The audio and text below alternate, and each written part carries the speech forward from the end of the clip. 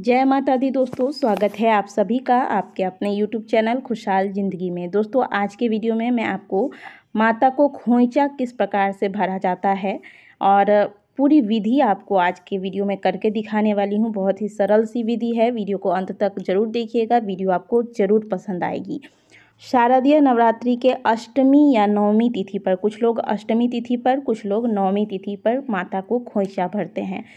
चाहे आप अष्टमी में खोइचा भरे या नवमी में खोइचा भरे, दोनों ही दिन में आपको इसी प्रकार से खोइचा भरना है। आपको एक लाल रंग का वस्त्र ले लेना है। आप चाहें तो माता को जो चुनरी ओढ़ाया जाता है वो चुनरी भी ले सकते हैं, लेकिन कई बार चुनरी में नेट होते हैं जिसके वजह से सामग्रियाँ गिरने का डर रहता है, इसलिए मैंने ये कॉटन का कपड़ा लिया है। इस प्रकार से इस कपड़े को बिछा लीजिएगा। बिछाने के बाद आपको यहाँ पे कुछ सामग्रियाँ चाहिए होंगी, जैसे कि पान के पत्ते। 9 दिनों में हम 9 देवियों की पूजा करते हैं, तो 9 पान के पत्ते ले लीजिएगा। थोड़े से आप मेवे, बतासे वगैरह ले लीजिएगा। हल्दी की गांठ रख लीजिएगा। सिंदूर, आलता सिंदूर आप चाहें तो 9 जगह पुड़िया में भर भर के भी रख सकते हैं या फिर एक डब्बा भी रख सकते हैं। और एक बिंदी की पत्ती ले लीजिएगा। चूड़ियाँ रख लीजिएगा। चावल बहुत ही शुभ माना जाता है खोइचा में देने के लिए, और हल्दी की गांठ तो ये रख लीजिएगा। एक श्रीफल ले लीजिएगा। आप चाहें तो नारियल स्किप भी कर सकते हैं, यहाँ पे मैंने दिया है क्योंकि श्रीफल बड़ा ही शुभ माना जाता है। इसके बाद आप 9 जगह पर पान के पत्ते रखेंगे, ठीक है। ये पान के पत्ते थोड़े छोटे साइज़ के हैं क्योंकि मैंने अपने बागीचे से तोड़ा है। आप अगर बड़े साइज़ के ले सकते हैं तो ले लीजिएगा। 9 जगह आपको पान के पत्ते रखने हैं 9 देवियों के नाम से।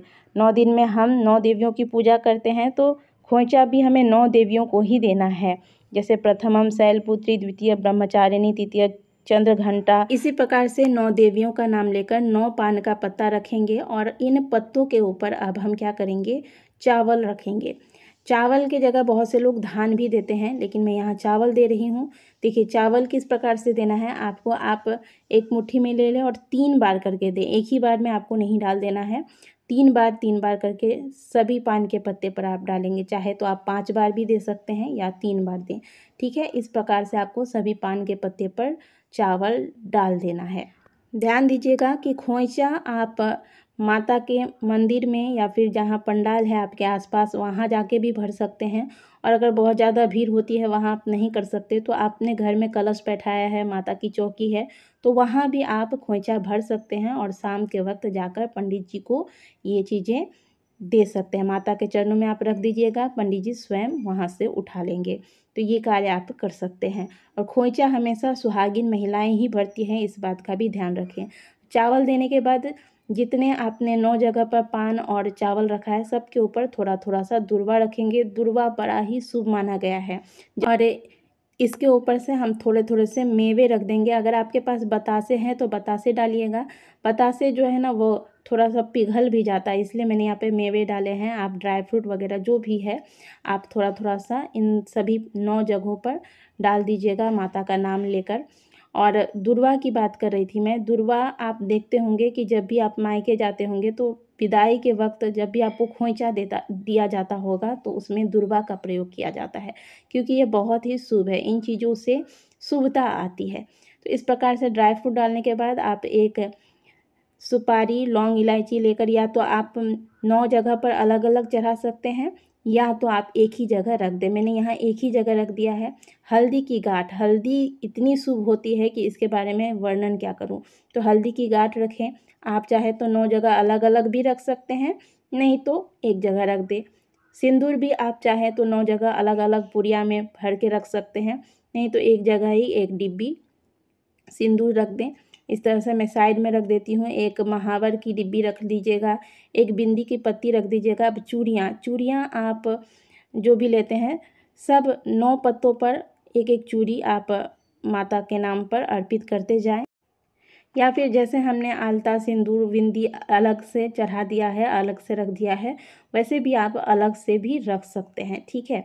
तो इस प्रकार से आपको कर लेना है। एक आप श्रीफल यानी कि एक नारियल ले लीजिएगा। ये आप खोइचा में आप चाहें तो डाल सकते हैं, नहीं तो आप स्किप भी कर सकते हैं। और 9 जगह पर आप कुछ द्रव्य दक्षिणा अवश्य रख दीजिएगा।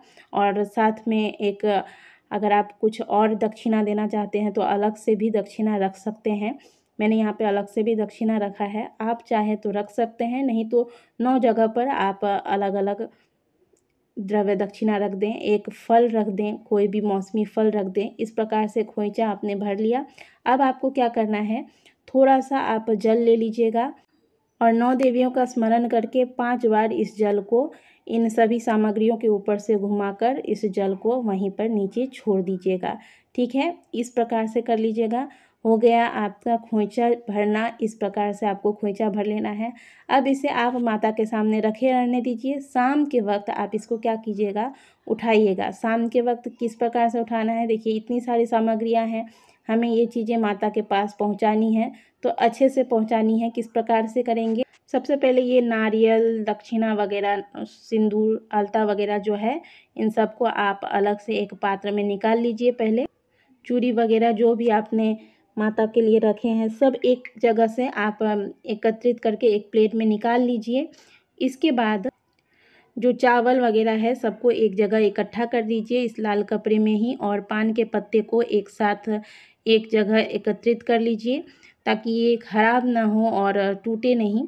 इस प्रकार से एकत्रित करके एक साइड में रख दीजिएगा और बाकी जो सामग्रियां हैं इसके ऊपर से सुंदर से आप सजा दीजिए, ताकि आप जब इसकी गांठ बनाएं, पोटली बनाएं, तो पोटली अच्छे से तैयार हो, कोई चीज़ बर्बाद भी ना हो, नष्ट भी ना हो। जिन्हें भी हम ये चीज़ें पहुंचाएंगे उनके प्रयोग में भी आए। इस प्रकार से आपको जो भी चीज़ें हैं, कुछ भी छूटना नहीं चाहिए, सब चीज़ें इसमें डालकर इसकी एक पोटली तैयार कर लें। और इस पोटली को आप, जैसे आपने अष्टमी के दिन खोइछा भरा है, तो शाम के वक्त जाकर, खोइछा भरने का सही समय एक्चुअली शाम को ही होता है, लेकिन हम सुबह को अगर भर लेते हैं तो शाम के वक्त आप माँ के मंदिर में या फिर पंडाल वगैरह में जाकर माता के चरणों में रख आइएगा।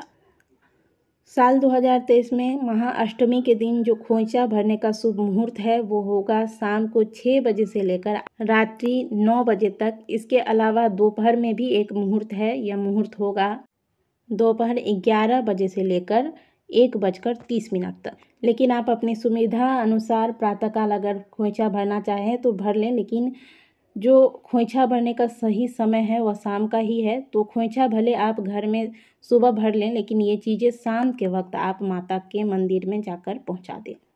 जितनी भी सुहागिन महिलाएं हैं, खोइछा अवश्य भरें। इससे घर में माँ लक्ष्मी की कृपा बरसती है, माता प्रसन्न होती हैं। आशा करते हैं कि आज की दी गई जानकारी आपको अच्छी लगी होगी। वीडियो अगर अच्छी लगी है तो वीडियो को लाइक कीजिएगा, कमेंट बॉक्स में जय माता दी अवश्य लिखिएगा। मिलते हैं आपसे अगली वीडियो में, तब तक के लिए ओम नमः शिवाय, जय माता दी।